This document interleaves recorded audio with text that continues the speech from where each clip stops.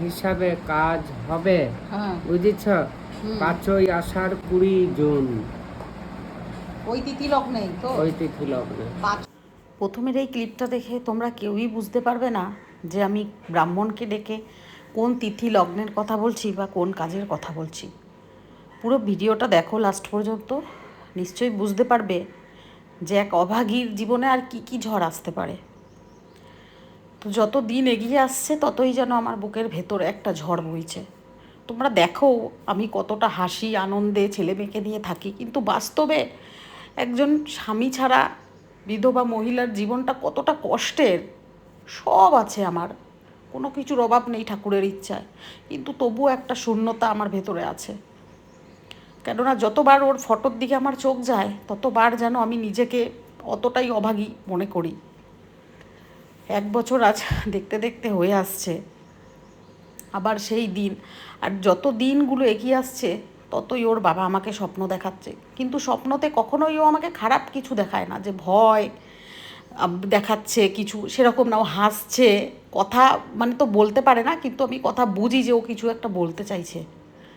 আর একটা সব থেকে সত্যি কথা কি জানো তো, খুব অবাক হবে তোমরা এটা শুনলে, যে ওর বাবা ছেলেমেয়ের থেকে বেশি আমাকে ভালোবাসতো। আর যারা আমাদের সামনে থেকে দেখেছে চেনে তারা সবাই জানে যে এটা কতটা সত্যি। যার জন্য আমাকে কখনো আলাদা হতে দিত না, কখনো আমাকে কোথাও বেড়াতে যেতে দিত না, সঙ্গে নিয়ে যেত, সঙ্গে নিয়ে আসতো। এটা একদম সত্যি কথা যে ও খুব বউকে প্রচণ্ড ভালোবাসতো, প্রচণ্ড ভালোবাসতো। তবে সেই এমন জায়গায় চলে গেল যেখানে আমি চাইলেও আমি ওকে আনতে পারলাম না ফিরিয়ে। অনেক চেষ্টা করলাম কিন্তু আমি ওকে আনতে পারলাম না। আমরা একটা নিজেদের ভেতরে একটা নিজেরা প্রতিজ্ঞাবদ্ধ হয়েছি, আমার ছেলে মেয়ে আর আমরা। আমার ছেলে মেয়ে বলে যে মা, জীবনে আমরা কোনো দিন কারো শ্রাদ্ধ খাবো না, কারণ আমরা আমার বাবার শ্রাদ্ধ খেয়েছি, অনেক খেয়ে নিয়েছি। আর আমিও বলি তাই, যে আমি স্বামীর শ্রাদ্ধ খেয়েছি নিচের, আর কারো শ্রাদ্ধ খাওয়ার দরকার নেই। এই কথাগুলো বললে আমার কতটা কষ্ট লাগে, বুকের ভেতর কতটাই, সেটা তোমাদের আমি বলে বোঝাতে পারবো না। অনেক যন্ত্রণা গো। ওপর থেকে যতটা শক্ত তোমরা দেখো ততটা শক্ত আসলে নই আমি।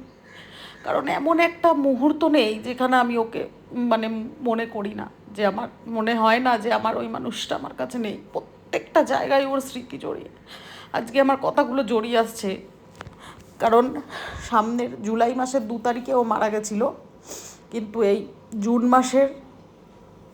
মাসের 5 তারিখে আর এই জুন মাসের 20 তারিখে আর আষাঢ় মাসের 5 তারিখে ওর কাজ আসছে।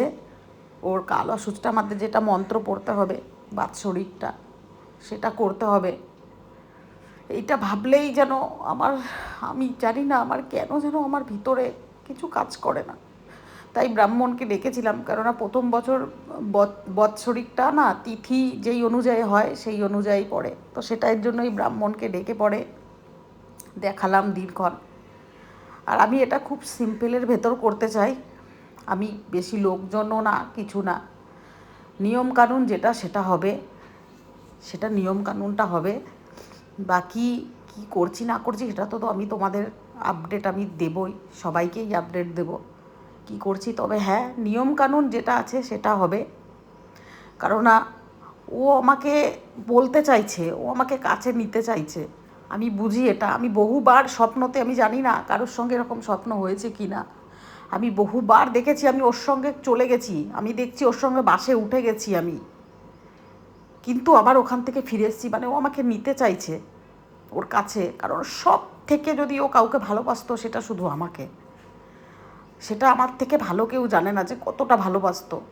সবাই বলে যে তোকে ছেড়ে আর না হলে যদি নাই ভালোবাসতো না, যতদিন ও হসপিটালে ছিল আমি হসপিটালের আইসিইউয়ের দরজার সামনে থাকতাম। আমি সেই দিনই এলাম, আমি যাব ঠিক তার 8 ঘন্টা আগেই ও চলে গেল আমাকে ছেড়ে। কারণ ও পিছু টান, ও জানে মুনমুনকে দেখে নিলে কিন্তু ও আর যেতে পারবে না। অনেক কষ্টের এই যন্ত্রণাটা, বহু কষ্টের। যার সঙ্গে এই ঘটনা ঘটেছে একমাত্র সে অনুভব করতে পারবে। তোমরা শুধু ভার্চুয়ালি ভিডিওটা দেখো আর আমার ভয়েসটা শোনো, কিন্তু বাস্তবে আমি যে সামনে ক্যামেরা ধরে এই কথাগুলো বলবো আমার সেটা হয় না। আমি সত্যি নিজেকে এত অভাগী না হলে এরকম কেউ নিজের স্বামীর শ্রাদ্ধ অনুষ্ঠান নিজে আয়োজন করতে পারে? কতটা অভাগী হলে এটা করতে পারে? সেই অভাগী আমি। না হলে হ্যাঁ, সবাই আমার সঙ্গে ছিল দাঁড়িয়ে, সবাই আমার আত্মীয় স্বজন থেকে সবাই সামনে ছিল দাঁড়িয়ে, কিন্তু তবু কোথাও না কোথাও এর দায়িত্ব পালনটা আমাকেই করতে হয়েছে। আর আমি সেই শ্রাদ্ধর আয়োজন করে সেই শ্রাদ্ধ খেয়েছি। তাহলে ভাবতে পারো তোমরা যে কতটা পাপ করলে, কতটা অভাগী হলে এরকম হয় যে নিজের স্বামী শ্রাদ্ধ খায় এক মহিলা, সেই রাক্ষসী আমি। তাই আমার আর কিছু হারানোর আর ভয় নেই। যা সব থেকে একটা মেয়ের যেটা সম্পত্তি সেটাই যখন হারিয়ে চলে গেছে তার কাছ থেকে, তো আর কোনো হারানোর জন্য আমি আর কোনো কিছু ভয় পাই না। কারণ এই সৌভাগ্যটা আমার হলো না যে আমি শাঁখা সিঁদুর নিয়ে মরতে পারি। তাই জন্য বলি, শাঁখা সিঁদুর যতদিন আছে সবাই মর্যাদা দাও।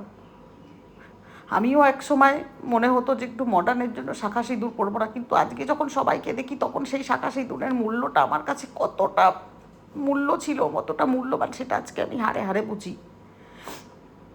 তাই জন্য আজকে আমার দেখলে কষ্ট হয় না, ভালো লাগে। বরঞ্চ আমি বলি যে কত ভালো লাগে দেখতে শাঁখা সিঁদুর পরলে। কিন্তু সত্যি যদি সেই শাঁখা সিঁদুরের আমার জোর থাকতো, আমি যদি ওকে আটকে রাখতে পারতাম, খুব ভালো হতো।